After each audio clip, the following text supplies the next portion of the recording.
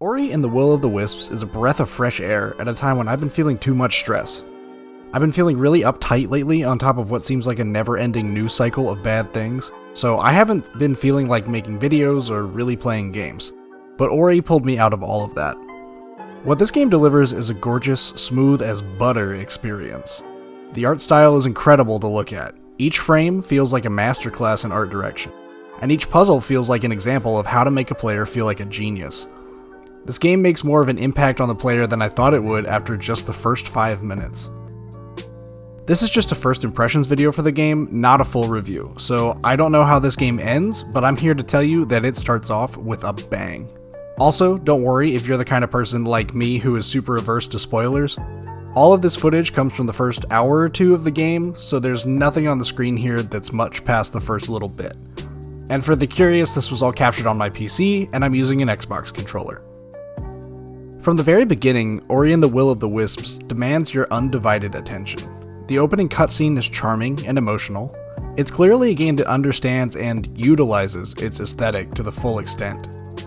You play as Ori, a cute-as-hell forest spirit, and much like the original game, something has gone wrong in the forest, and it's up to you to make it right again. This time, one of Ori's friends, a young owl, has gone missing, and it's your job to find them in the new, dangerous woods. This game does a great job easing you into its mechanics, but it never holds your hand with it either. While the controls retain the spirit of the first game, there are some worthwhile improvements here in the second one.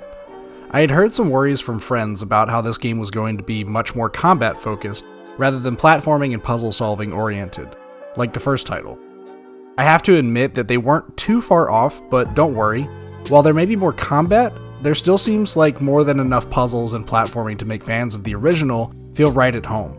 I would say that this game is more combat forward than its predecessor, but I wouldn't say that it's enough to change the feeling entirely. But it does have some rough sections in it to let you know that the game is definitely not to be underestimated. This game is an experience. That's the best way that I can really describe it. I don't feel like I'm just playing a video game, but I feel like I'm immersed in a story and really living it. Each new area that I uncover just leads me to more things to find, explore, or fight. The upgrades also flow like water in this game. Each zone so far has held countless upgrades right off the bat, leaving the player with a choice in how they want to personalize their experience. Do you want to spend your upgrade slots on combat abilities, making the fights easier, or do you want to spend those slots on traversal abilities, like making Ori stick to walls?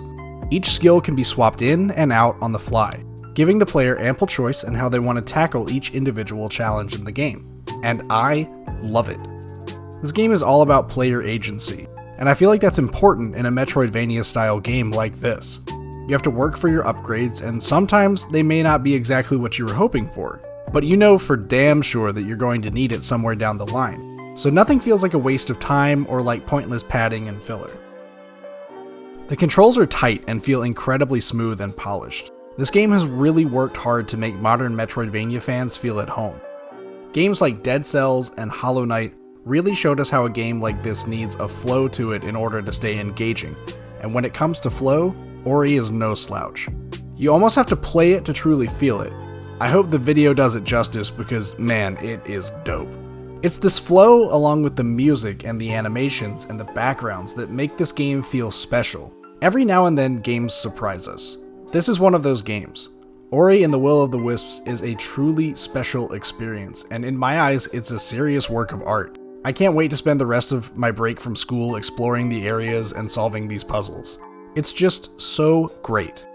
As far as first impressions go, this game has made an amazing one, and I'll be recommending it to anyone that asks me about it. Let me know what you guys think of this game in the comments. Are you playing it? Are you interested in it? What's got you hooked right now? There are also a bunch of hot titles coming out soon, so leave a comment if there's anything you'd like us to look at or to cover. We're finally getting to all the juicy releases of this year, and I am so excited about it. As always, we appreciate your support with all of the content on this channel. If you aren't subscribed, now's a great time to do so. We upload new videos every week, so if you like what you see, smash that button, ring the bell, and stay up to date with everything going on at Squad Chat. Thanks for watching, and we'll catch you in the next one. Squad Chat, out.